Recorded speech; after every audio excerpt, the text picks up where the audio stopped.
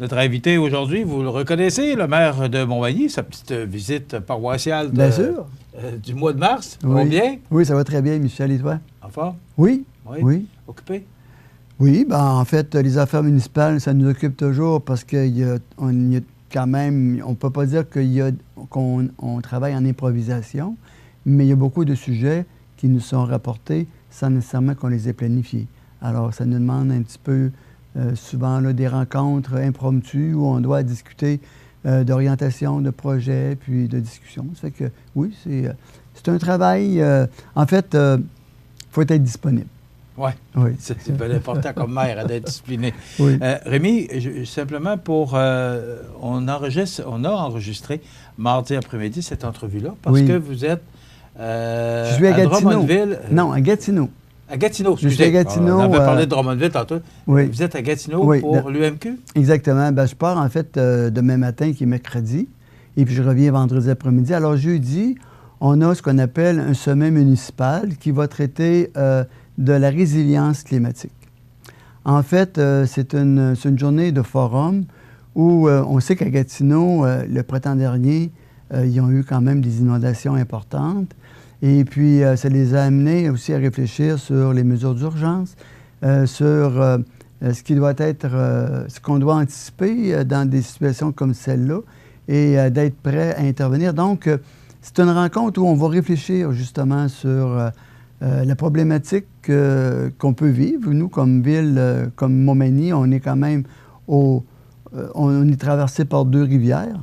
Alors, c'est important d'être à l'écoute de tout ce qui se fait ailleurs, mais en même temps, tout ce qui s'est passé ailleurs, comment ils ont travaillé pour soutenir les sinistrés, vous savez, parce qu'on ne peut pas contrôler la rivière, mais on peut aussi quand même prévenir et anticiper les mouvements qui fait en sorte qu'on est en mesure d'informer la population au bon moment.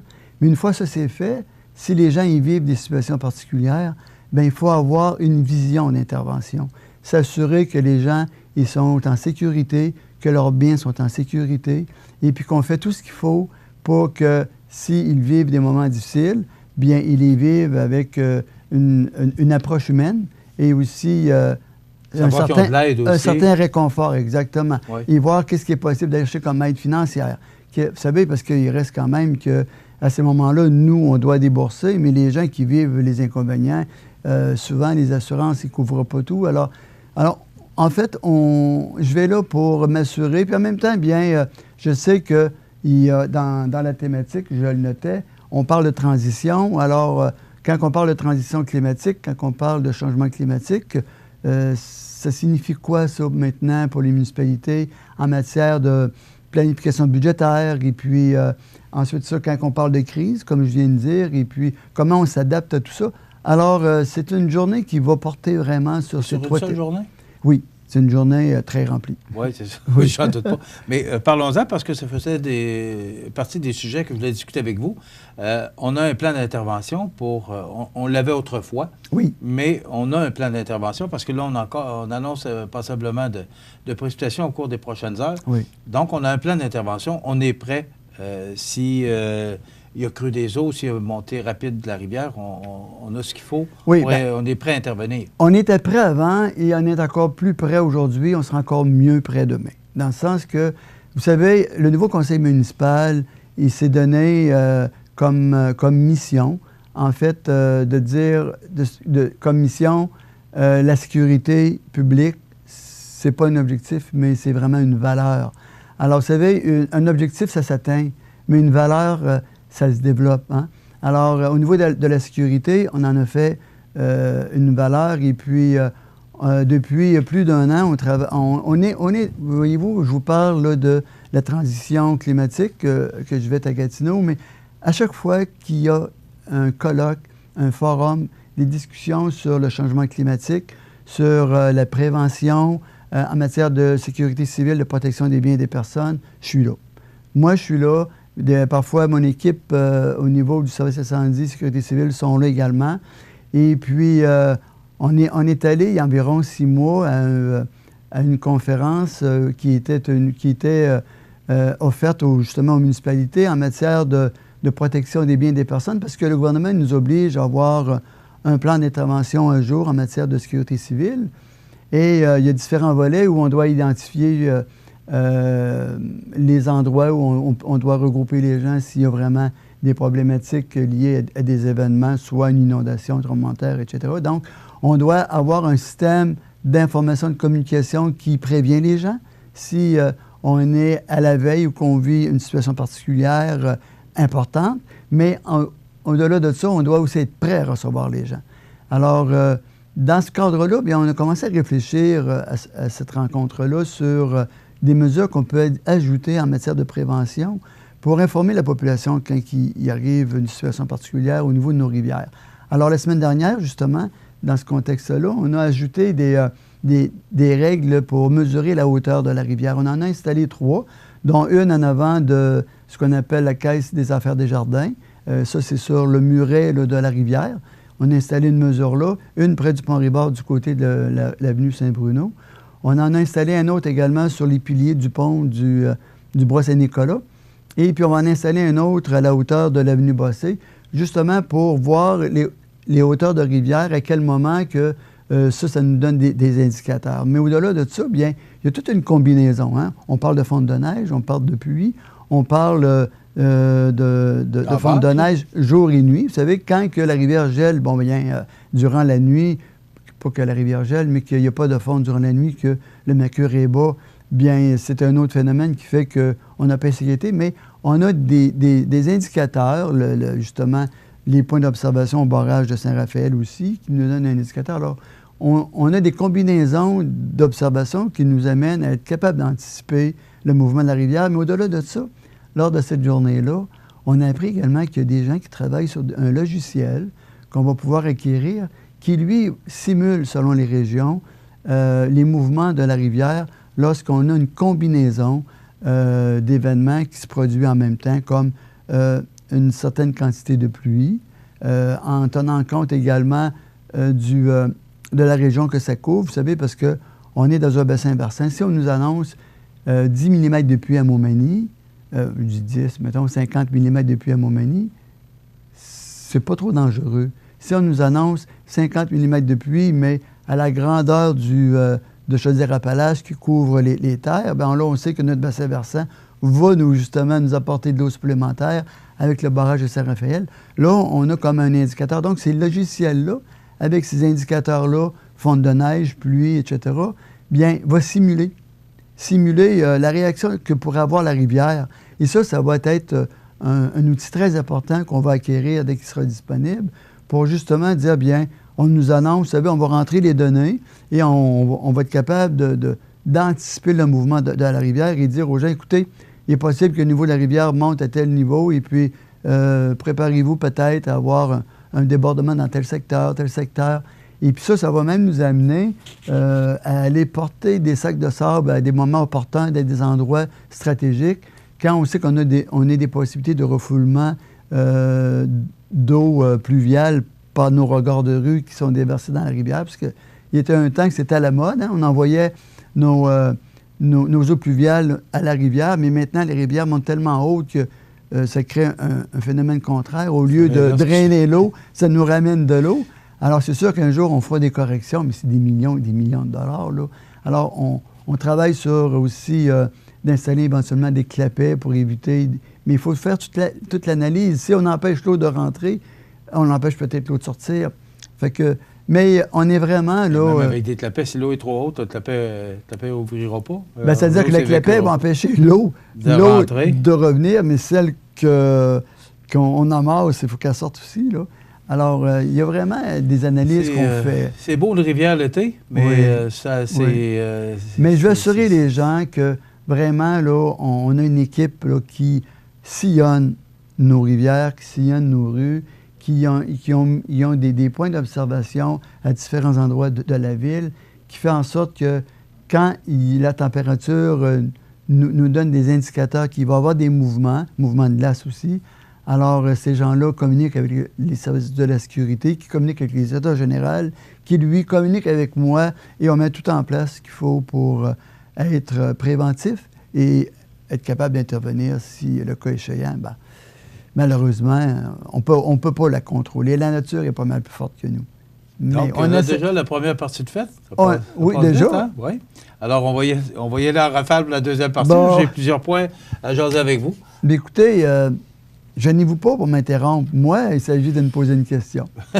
Je réponds. Oui, c'est difficile, surtout dans le dossier de la rivière. Oui. Je pense que c'est important qu'on préoccupe les gens, et puis ça nous préoccupe. Surtout les rassurer, oui. Je pense, pour leur dire que les travaux publics veillent au grain, puis que vous, avec le directeur général, vous êtes là pour... dimanche soir, j'étais en communication avec le directeur du service de la sécurité incendie qui me donnait un topo. Hier matin, on en a parlé. Ce matin, on en a parlé. On s'est quitté tout à l'heure parce qu'il sait que je quitte demain matin pour Gatineau. Il communique avec moi par texto. On est toujours en contact. Je dors avec mon téléphone. C'est ça. Et ça dort bien quand même? Ça dort bien quand même. Oui. Oui. On s'arrête quelques instants et on revient avec le maire de Montmagny dans quelques minutes. Alors, je reviens avec notre invité de ce matin, le maire de Montmagny. On va y aller avec des questions plus en rafale pour puis des réponses plus courtes? Oui, okay. Préférablement. D'accord. D'abord, les nids de poules. Oui. Bon, on a vu récemment les employés de la ville là, colmater des trous. Puis, bon, l'hiver a été dur. Oui. Il y en a plus que d'habitude. Oui. Mais à partir du pont Rivard jusqu'à peu près l'école Saint-Pédis, oui. C'est, bon, comme j'utilise ce coin-là régulièrement, c'est difficile, c'est brisé. Est-ce qu'il y a des actions actuellement pour au moins colmater les trous ou est-ce qu'il y a des actions d'entreprise prochainement? C'est sûr que présentement, bien, il faut aller à Saint-Eustache, aller chercher de l'asphalte froide. Hein? Alors, et puis on sait que maintenant, c'est problématique partout. On me disait mardi matin qu'on fait la file là, pour aller chercher. Il faut partir très tôt durant la nuit. Sinon, on ne revient pas avec de l'asphalte froide, là, tellement qu'il y a du monde qui sont à Saint-Eustache.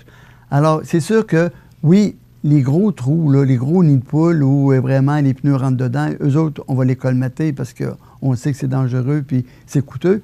Mais les autres petits, on va attendre que les vrais plans d'asphalte rouvrent puis on va faire vraiment là, un travail qui va être... plus durable, parce que là, on sait que l'asphalte froide... Là, c'est vraiment colmaté. Là. Tu sais, on sent en français, là, là, on bouge les trous. On bouge les trous. Dans le secteur dont vous venez de mentionner, bien, l'an passé, on prévoyait refaire toute cette section-là au complet, parce que la dernière fois que ça a été refait à neuf avec des travaux, c'était en 2001, donc ça fait assez longtemps. Et puis, on est à l'étape là, où on doit refaire cette surface-là au complet. Et puis, l'an passé, on attendait un budget discrétionnaire pour pouvoir... poser cette action-là, mais avec les élections, notre député n'a pas pu nous donner les sous à lesquels on s'attendait d'avoir. Alors, cette année, dans nos demandes, on a demandé à notre député ministre un montant d'argent pour être capable comme budget discrétionnaire, pour être capable de colmater puis de réparer de façon définitive ce secteur-là. Alors, c'est en projection. Et je vous dirais, malheureusement, que si les sous ne sont pas au rendez-vous, ben on va faire comme l'an passé. Là, on va le faire mais avec notre équipe là, qui a soumissionné lorsque l'asphalte sera disponible pour faire des réparations un peu plus durables que l'asphalte froide, bien sûr. Mais on va boucher des trous. Oui, mais l'objectif... Est-ce que ça faisait partie de la liste d'épicerie de... Oui, avec la ministre? Oui, on a quand même... Je vais dire la députée, parce que là, c'est dans le cas qui nous occupe, oui. c'est plus député que ministre, parce que c'est la députée du comté. Oui, on a quand même souligné ce besoin-là, puis... le projet qu'on avait dû reporter l'automne passé, considérant qu'on n'avait pas eu la possibilité d'avoir des sous, parce qu'on avait l'habitude d'avoir des montants d'argent discrétionnaires pour la voirie locale. Hein, il faut le dire comme ça, parce que nous, à Montmagny, dans nos routes numérotées, on n'en a pas du sous du MTQ. Ça nous était cédé. Donc, il y avait des petits budgets comme ça que le député nous remettait annuellement, justement, pour compenser pour travailler sur notre voirie locale. Les fêtes du 375e. Oui. Vous venez d'engager une chargée de projet, Mme Nathalie Bernier, qui était propriétaire du motel Dynamique, me semble, c'est ça, Dynamique? Ou, non, Sympathique. Sympathique. Motel Sympathique. Vous n'êtes pas allé coucher là souvent, vous, là? Non, ben, je pense qu'on ne va pas là souvent. Hein. Bon, vous venez d'engager Nathalie Bernier? Oui, une belle ressource. Oui. Une belle ressource. Importante ressource. Exact. Parce que on sait maintenant qu'il y a quelqu'un à plein temps qui va s'occuper des fêtes du 300. Bien, en fait, à plein temps, 20 heures semaine, pour le moment. Parce qu'on a quand même pris à l'intérieur de notre budget qu'on a débloqué pour les fêtes du 75e, on prend ces sous-là à l'intérieur de ce budget-là, qui était budgété justement dans ce contexte-là. Et pour le moment, jusqu'en 2020, c'est 20 heures semaine, mais on a choisi une ressource qui connaît le tourisme, hein, qui connaît le milieu des affaires, qui connaît les besoins aussi du monde touristique qui sont venus héberger chez eux, qui a Montmagny est tatoué, comme on dit. C'est une personne très dynamique qui, on est sûr, qu'elle va faire un travail extraordinaire, qui s'intègre très bien dans notre équipe de la Société de développement économique. Donc, c'est important pour nous d'avoir quelqu'un qui va veiller au grain, c'est-à-dire qui va assurer la continuité de la vision qu'on a et qui va faire les suivis des demandes qu'on va présenter, vous savez, parce qu'on va faire des demandes de subvention. Est-ce que c'est commencé parce que vous avez, vous avez 2 projets, c'est le boulevard Taché et le centre d'immigration? Oui. Là, présentement, on travaille particulièrement au niveau du centre d'immigration et puis aussi du legs qu'on veut laisser dans ce secteur-là. Alors, on est en train de travailler au niveau des firmes d'ingénieurs parce que, vous savez, nous, on a eu pris une firme qui a estimé les coûts, mais après ça, pour aller en soumission, il faut qu'il y ait vraiment des dessins, des croquis précis qui sont faits. Et puis, le projet initial qui nous a été présenté, eh bien, on veut aussi qu'il y ait les couleurs du 375e. Alors, on espère avoir un peu de modification, là, pas dans la structure même, parce qu'on ne veut pas modifier la structure, parce qu'on veut être en continuité de ce qui existe déjà, mais avoir certains petits rappels par rapport aux idées qu'on a soumises. Puis on a aussi une belle vision pour des attractions touristiques, mais que je ne dévoilerai pas. On me dit des fois d'être réservé sur des annonces. Alors, il va y avoir des maquettes qui se travaillent présentement. OK. La neige. Oui. Vous avez... on a vu qu'on a une nouvelle montagne maintenant, là. Oui, derrière les Galeries Montmagny. Oui. On fait quoi, là? Est-ce que c'est rempli à pleine capacité? Ou, oui, on a déjà utilisé un autre dépôt. On a eu une autorisation du ministère de l'Environnement pour utiliser plus à l'est pour développer un autre dépôt. Parce que déjà, là, on était... Est-ce que c'est la première fois, Rémi, qu'on fait ça? Non, à ma connaissance, c'est pas la première fois. Okay. C'est déjà arrivé, puis je me demande si c'est pas en 2008. Bon, on sait que 2008 a été l'année de l'année. Oui. Maintenant, la question que tout le monde se pose, là, comment ça va? Parce que ça doit coûter une fortune cette année. Bien, mardi matin, parce qu'on est préenregistré, mardi matin, on avait un comité des finances, et puis au moment où on se parle, le budget 2019, il est épuisé au niveau du déneigement. OK, alors, ça veut dire? Il ne neigera pas en novembre et en décembre prochain. Parce qu'il faut penser que janvier, février, mars, avril, s'il y a de la neige, ça fait partie du budget de l'année, du budget en cours. Oui, là. Il mangeait. Et c'est encourageant. Et novembre et décembre font partie de 2019 et font partie du budget actuel. Exact. Donc, s'il neige l'an prochain, donc on empiète sur le budget de l'année suivante ou quoi? Qu'est-ce qui se passe? Non, on ne peut pas faire ça. On ne peut pas faire ça. Si c'est sûr que c'est notre surplus qui va fondre, lui aussi, comme neige au soleil. Et on sait que notre surplus actuellement, au dernier budget, je vous ai dit qu'on avait pris 400 000 pour garantir l'équilibre budgétaire. C'est un choix qu'on a fait. C'est un choix qu'on fait depuis quelques années pour ne pas trop impacter le compte de taxes. Et puis, au mois de mai, on va savoir réellement quelle est l'ampleur des dépenses à date. Mais on sait qu'à l'heure actuelle, là, sans savoir l'ampleur des dépenses à date, on sait qu'on n'a plus d'argent pour la neige de 2019. Bon, on est jeudi, le 21 mars. Ça veut dire que les tempêtes subséquentes, là, parce que là, il annonce de la pluie, de la neige, on ne sait plus trop, là, parce qu'on est près du point de congélation. On s'en dette. Ou peu importe, il y a la tempête des corneilles, la tempête des cabanes à sucre, puis ça finit plus. La tempête du maire. Parce qu'il va en avoir une. Ah, mais je la connaissais pas. Parce qu'il va en avoir une, mais quand on n'aura plus d'argent, là, vraiment, il va y avoir une tempête. Le maire va faire une tempête. Il arrive quoi?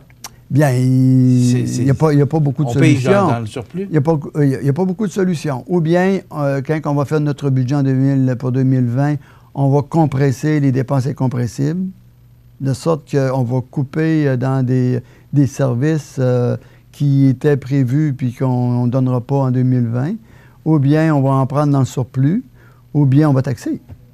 Il n'y a pas beaucoup de façons. Alors, le dernier, c'est le dernier qu'on veut faire. Alors, on va regarder, quand les gens vont... Parce que les autres aussi, toutes les années, ils nous font une liste de besoins en matière de budget d'opération, hein, parce qu'on ne parle pas d'immobilisation, parce qu'il faut faire toujours une distinction. On a du contrôle dans ce qu'on veut dépenser, mais on n'a pas de contrôle dans ce qu'on doit dépenser. Hein, il faut faire une distinction. C'est déjà tout. Je vais vous laisser aller vous reposer parce qu'on parle beaucoup de dépenses. Non, ça va bien. Mais, on a quand même un contrôle. On a une belle équipe et on a des gens consciencieux. On n'est pas les seuls. Le maire Labo m'a dit, lui aussi, qu'il y avait des millions de dépensés cette année. Tout le monde.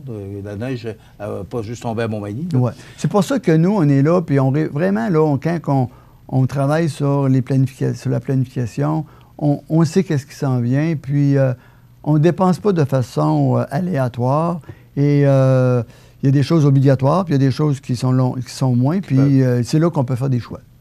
Merci beaucoup d'avoir été avec nous. Ça me fait plaisir. Oui, il y avait d'autres sujets, politique des années, gaz naturel, mais on... Quand est-ce qu'on va avoir une heure pour avoir le temps de passer à travers le sujet? Là, parce qu'on a déjà le double de ce qu'on avait avant lorsqu'on faisait 60 minutes, mais il va falloir peut-être mettre plus de temps. Mais c'est toujours un plaisir de vous recevoir. Je peux venir plus souvent si vous sentez que la population a besoin d'entendre des réponses à des questions qui se posent.